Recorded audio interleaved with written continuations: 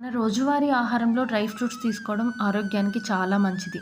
ఈ dry fruits తీసుకోవడం వల్ల మన శరీరానికి కావాల్సిన vitamins, minerals, anti oxidant and good fat వంటివి ఎక్కువగా ఉంటాయి కాబట్టి మనం లిమిట్‌లోనే డ్రై ఫ్రూట్స్ అనేవి తీసుకోవచ్చు.